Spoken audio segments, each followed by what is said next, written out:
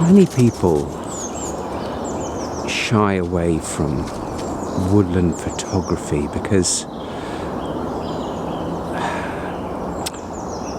woodland presents chaos. There's no uniformity.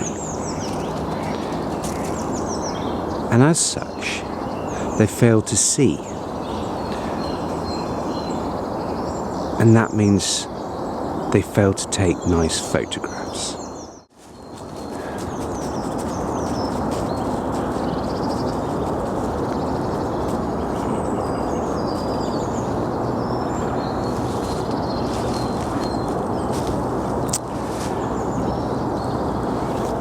But woodland photography is essentially the same as any other landscape photography. And any rules that you might follow in other landscapes also apply to woodland photography. Now, I'm not talking about necessarily rules of thirds and those types of rules. I'm talking about separation. Ensuring you've got clean borders. Depth. And identifying features that don't belong or stand out from the rest of the landscape. And if you can isolate those things, then you're halfway towards making a very nice woodland photograph. Now, the problem with woodland photography is chaos. Nature is chaotic. And that's why it's very hard for some people to get a nice woodland photograph. Now, you might find this rich coming from me because you probably know me as more of a mountain photographer. And yes, that's my preferred subject. But I've got an appreciation for all types of landscapes and seascapes, photographing nature. And it's just that I choose mainly to focus on mountains. But that doesn't mean I don't come to woodland. In fact, I come to the woods almost every single day because Monty needs at least 2 walks, and one of those is generally to this particular woodland, which is a beautiful woodland not far from my house. Now, I've been waiting quite some time for some foggy conditions, and this woodland never seems to get them. And on the few occasions we've had fog, I've been away, or as luck would have it, I've been on the train to London for work. So I came down today because dense fog was forecast, and as you can see, there's just a hint of some mist in the air.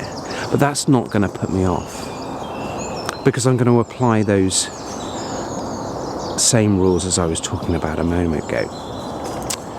Looking for separation, ensuring that I've got clean borders, etc.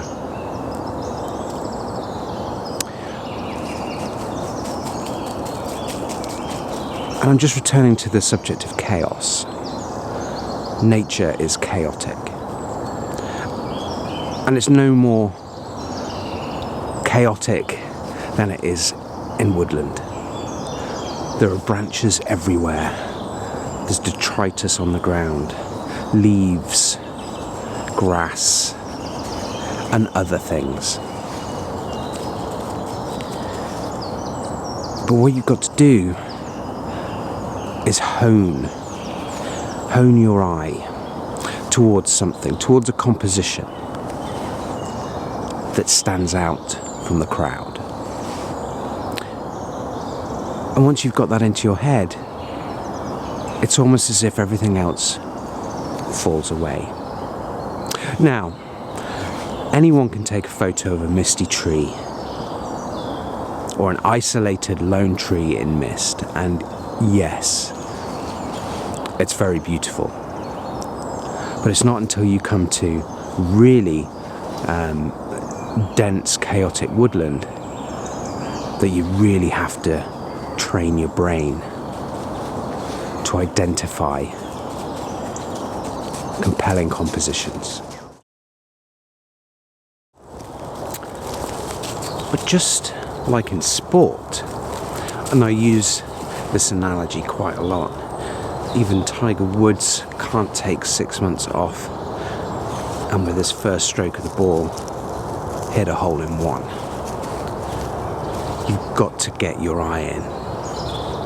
So when you come to Woodland for the first time, or having not been for a long time, look for the open spaces, like this one here. Now this woodland has several open spaces. And I was talking about the lone tree and the mist, and they're perhaps the easiest conditions and the easiest scene for woodland photography. So it's no bad thing to look for those things, to at least begin to appreciate what it takes to take a nice woodland photograph. So this morning, I've come to this open space to see if I can get a nice wide scene. And then after that, I'm going to head into the woodland and try and get my eye in to identify compelling compositions, to find separation and individuality, and apply some of the basic rules of landscape composition in a woodland setting.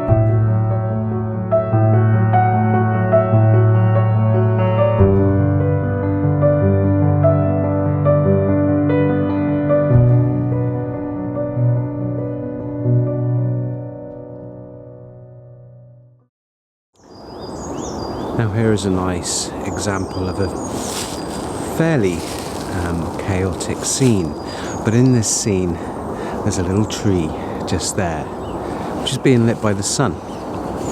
So it's very easy to isolate that tree from the others.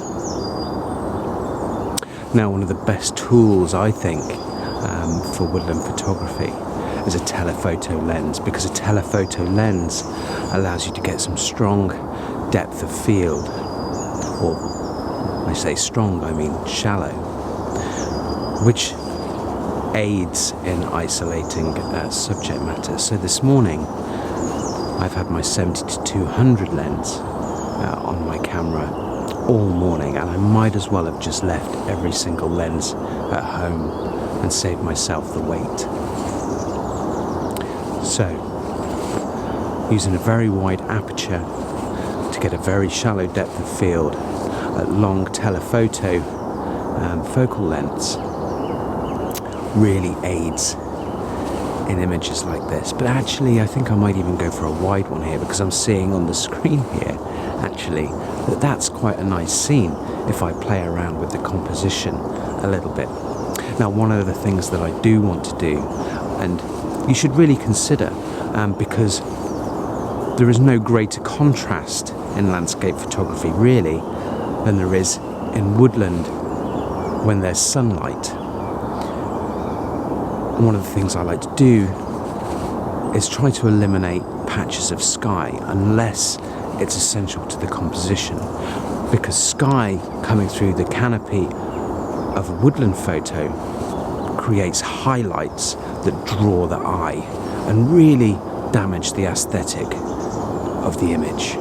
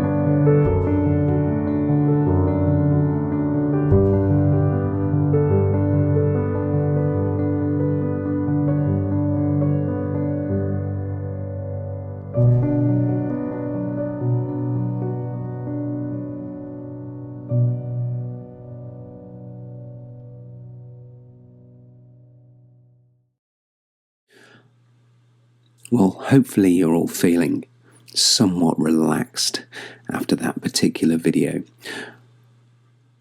But you may have noticed from the images that I broke some of the rules, really, that I was talking about during the video when it came to the images themselves. And I thought it would be worthwhile for me to give a kind of critique of those images to potentially help you understand what my thinking was at the time and why I'd perhaps included elements that I'd been talking about eliminating.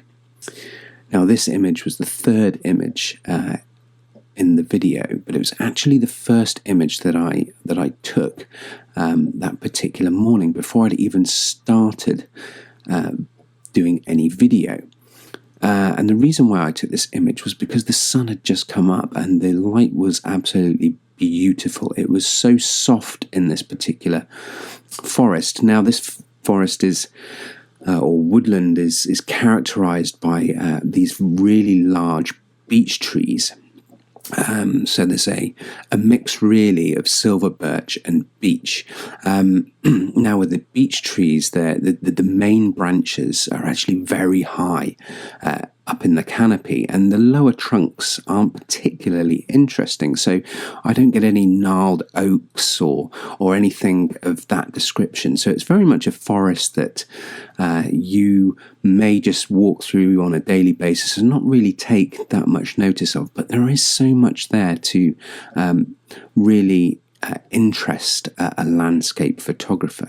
Now, with this particular image, I shot this at f5, and the reason for that was I wanted these three trees here in the foreground to be in very sharp focus, and then the back to be relatively out of focus, just to really make those three trees stand out. And at that time, the light wasn't that particularly strong, and therefore getting a low angle and shooting up into the canopy in the background meant that I was going to get highlights, but they weren't that strong. The sun was quite far off to the left at this point, so there are only a few highlights that are really showing. Ideally, this would have been shot in autumn when there are perhaps more leaves on the trees, and those leaves would help to eliminate these areas where highlights occur. But we have to shoot what we're given. Now, this image didn't actually make it into the vlog. And the reason for that was I just didn't want to saturate the vlog with too many images. And actually, I didn't particularly like this once I'd processed it. The highlights were far, far too strong. But the basic thought around the composition was that these two beech trees here are effectively adults.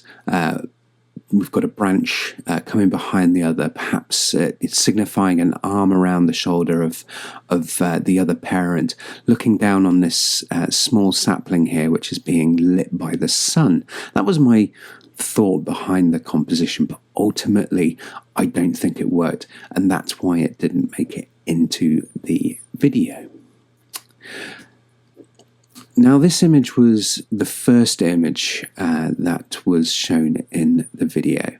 I shot this one at f7.1. The reason why I shot it at f7.1 was I wanted these three groups of trees, or three trees or small groups, whatever they are, to be in sharp focus. But I wanted this background, which is really complex, to be slightly out of focus. As you can see, there was sunlight hitting the trees on the left and the trees on the right, particularly this one that comes in at a nice angle. But if that was in sharp focus, it would mean that these trees that are in the center and to the left, this group of three, they would effectively be lost in the canopy of these trees behind, in all of the chaos, and especially with the trees behind being lit so strongly compared to this foreground. But if I zoom in on it, you will see once it renders here in Lightroom, just how sharp these foreground trees are compared to the trees in the background. Now, this was actually a 3-image stitch, and is about 100 megapixels, which is why it's just taken a little bit of time to load. To save space, I don't have previews automatically set up on Lightroom. So there we go. It's just popped now, and you'll see that this one is in sharp focus, as is in this one on the left, and this one's just very slightly out in the background, which is fine because there was a little bit of sunlight on there, and it just diffuses the sunlight very slightly. And then if I move over to the right hand side, you can see that these small twigs are still in sharp focus against a very out of focus background. I did try to eliminate the sky coming through the canopy, but it wasn't quite so successful. I couldn't get my tripod necessarily high enough to point the lens down slightly, and this is quite a flat area of the forest, so I had to include some areas where the sky was poking through. This image is the second image in the video, and I think it's probably my favourite of the morning. It was actually a vertical pano stitch, so this is actually made up of, I think, four photos, all in landscape, but shot in a vertical manner, which is why it's a vertical pano. I shot this. Ooh, I've just gone back there. There we go. I shot this at f5, and that was because I wanted the main trunk to be in very sharp focus. But there was quite a lot of detritus and things around, and there was a little branch up here that was coming in, and I couldn't keep that out of the frame. It was in front of the tree, and of course you've got these branches on trees behind as well, and I wanted those all to be out of focus. Up at the top, it's quite a chaotic environment, so small branches such as this that are slightly out of focus are never really going to draw the eye in this type of composition. If there was one thing that I would like to change, it's this little piece of bark here, which has got caught on the branch and is just hanging down, a bit like a hammer or something hanging off. I just think it's a little bit ugly, and I could clone it out, but that's not really the type of photographer that I am. I will clone some things out, but that one I just felt that it needed to remain. It was quite a chaotic scene, quite a dirty woodland in areas, and I think, well, you know, it's only one minor blemish on the image. I did quite like these twigs down in the bottom left-hand corner here, which are kind of curling up, got a little bit of sunlight on them, curling up like the main tree there. Now, this image is from the second set of images that were in the video, and this was the tree that I was talking about was being lit by the sun. Just a nice little, very simple composition, shot at f5.6, because that particular lens is at its very sharpest at f5.6, but you still get a very shallow depth of field. And because I was shooting this at 200 millimeters, then I was able to eliminate most of the highlights in the sky coming through the higher canopy of the trees. In the end, I think that's probably the most successful image from what I was trying to get across in the video. Now, this next one, having said that, this one really does do what I was setting out to do, which was to eliminate those highlights and really show how effectively saturating the canvas can really aid with the final image. So I was able to shoot slightly downwards here, and therefore eliminate any possibility of the sky getting into the image.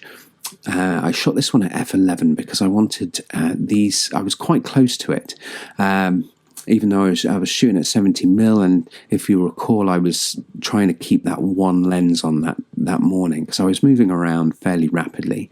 But there's a nice grouping of these particular trees here. They look like they're dancers at a ball or something like that, and they're all getting ready to dance together. Nothing really else to say about that, apart from that was kind of the image that I had in my head, that I wanted to get that particular morning, which has got just a lot of rich detail in the shot, but I still managed to throw out the back of the image in the background there, with a slightly shallower depth of field, and therefore really make this group of trees stand out. And then the final image. Now, this one, I feel that I mistimed this one a little bit. Over here on the sort of the left third, just behind this tree, is the lit tree that I was talking about just 2 images ago. And when I took this, the sun had moved around a little bit further and it wasn't being lit up as much.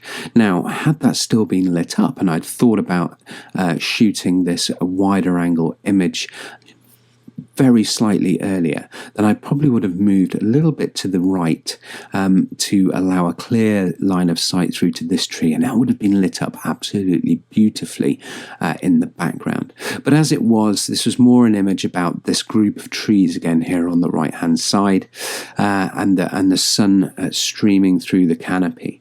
This particular tree over on the left-hand side, the dark one, kind of anchors that left-hand side of the image, and then I've darkened the right-hand side very slightly just to add a little bit of balance. But as you can see, again, I've got an issue here. Especially in this area, in the top right area, and then over here on the left, where there is a lot of sky coming through the top of the tree canopy. And again, I think maybe if I return to this scene in autumn when there are still leaves on the trees, and the leaves on the ground are perhaps that have fallen and perhaps a little bit more vibrant, then I could really make this particular image pop, assuming, of course, that sunlight will still be able to stream through that canopy. And I'm assuming that it would, because there's a fairly sizable gap in the forest behind this group of trees. Anyway, there we go. That was just a little bit of an explanation as to why I included those images, why I shot those images on that particular morning, and some of the thoughts that were going through my mind as I was taking them and then subsequently processing them too. And I hope in some way, if you're thinking about going out into the woodland to shoot some trees and forestry, that this will help guide you in some way to allow you to achieve a slightly better image than if you didn't have that information before.